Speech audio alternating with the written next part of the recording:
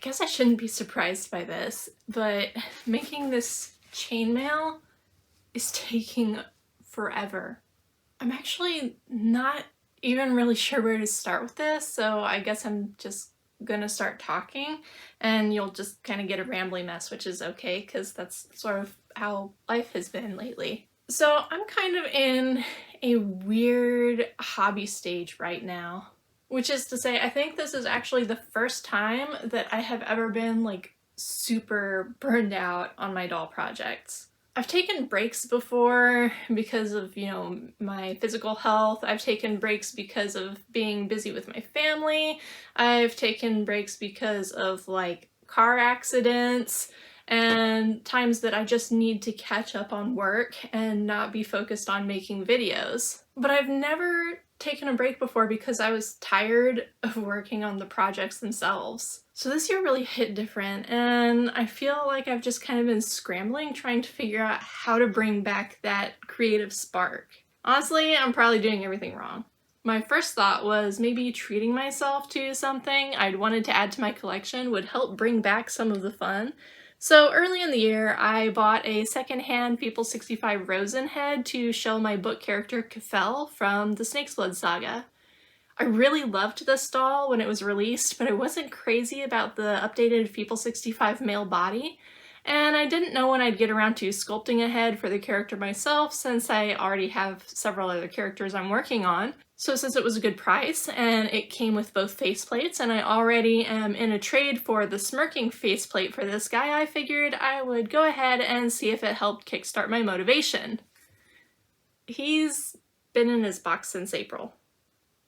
I apparently didn't learn anything from that lesson either, because later in the year when I saw the really rare People 65 Dreaming faceplate come up for sale, I knew I would need to get that for all because it was kind of a goal for me to have all of Chloe's resin parts. This was the last thing I was missing, and it's white resin instead of normal, so it'll have to be color matched, but that didn't bother me because the Dreaming plate was only made as a human version anyway, so no matter what, I would need to modify her ears. And because this one is for a doll I already have and love, I didn't consider it a violation of my self-imposed goal of making all my own doll stuff as I go forward.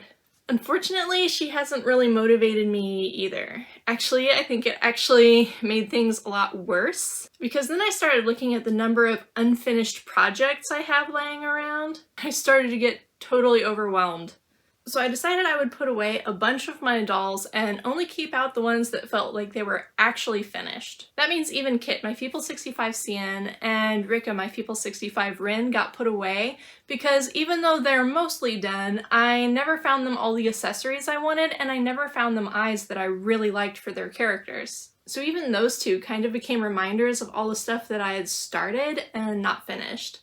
Honestly, that sense of overwhelm is something really new to me because I've always been someone who's like really organized and like goal motivated, and I'm really good at breaking down all of my goals into, actionable steps so that I can make consistent progress toward anything I'm working on.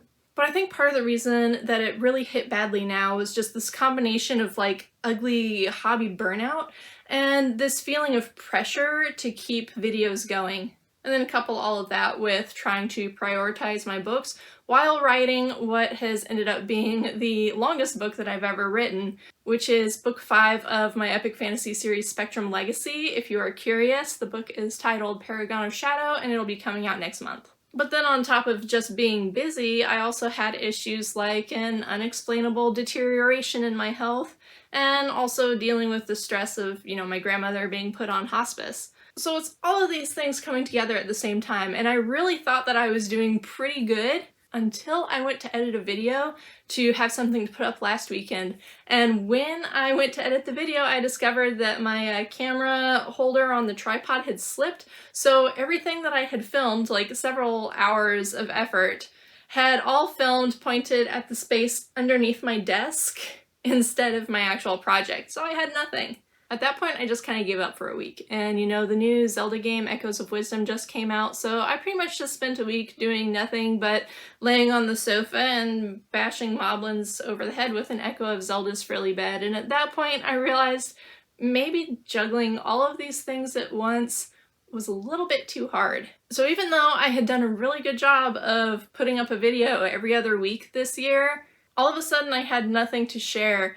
And then I felt bad because I was off schedule again, even though I told myself that I wasn't going to adhere to a schedule anymore because it was too stressful and too difficult with the health challenges I'm dealing with. It's also a lot of pressure for a channel that's supposed to be like a hobby and fun. It's not a job. There was a time that it kind of was my job, and I hated it so much that I made the conscious decision that I would never make anything to chase views or specifically try to please the YouTube algorithm, because not only was it exhausting, it was taking all of the fun out of my hobby. That time though, it was easy to figure out what the problem was and why I didn't feel motivated to work on things. This time I'm not sure, because I know it's not making videos that makes me feel burned out. Because for the sake of just, keeping things tidy and organized in my head, I've been posting all of my writing related stuff on a second channel, and it's mostly vlogs. Those aren't hard to put together and they don't get a lot of views, but it's still a lot of fun. So I know making videos is not the problem. That's still really fun.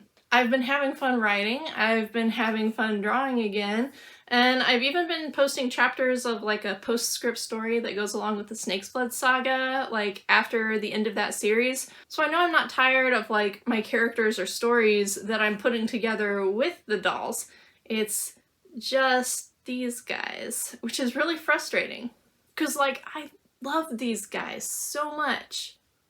I just have doll heads sitting everywhere. That's how much I love them. But I just have this awful sense of overwhelm when I'm working with them, and creative block whenever I sit down to try to do any of the projects that I have in mind, which is probably why the chainmail is still not done. So I've kind of been thinking that maybe keeping some of my projects put away for a while would be a good idea. Maybe streamlining some more of the projects to make them easier too. For example, if I don't plan to sell the heads that I'm sculpting for my characters Garam and Sarah, there's no reason that I can't just skip all the mold making and casting and just 3D print them and have that be good enough for me. I'm also thinking that maybe instead of going through with my plans of dyeing the doll she body that I got for Sarah, maybe I should sell that and get a doll that already comes in dark resin from a different doll company, so that it's taking a big project for that doll and that character off my plate. And as for the rest of the dolls, like Kit, who still needs proper eyes, maybe my projects would be better suited to more casual vlogs like what I do for my writing, instead of trying to make really clean and polished videos like what I've always done here, just to help me get back into the groove and remove some of that hobby overwhelm. Just things to bring back that creative spark. I mean, with my DSLR wearing out, my filming isn't super high quality lately anyway. Maybe by the time I'm feeling, like rested and recovered and get some of the spark back, maybe I'll have saved up enough money to replace my DSLR and actually have good looking videos again.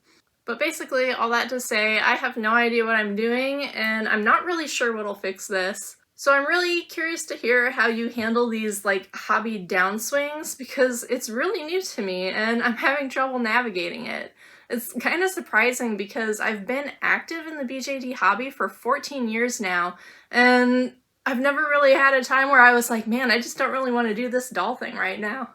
I guess in that regard, it's kind of about time that I experience it, but please let me know your thoughts and your advice for dealing with like hobby burnout and this creative slump, because I would love to hear it. And I will get back to working on the chainmail, I guess.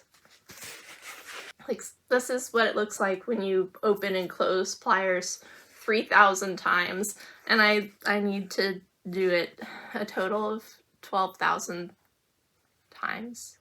But yeah, thank you for joining me. Let me know your thoughts. I look forward to hearing from you, and I will see you again next time. Just for the record, I filmed all of this with Vaughn naked on the floor beneath the camera, so bye.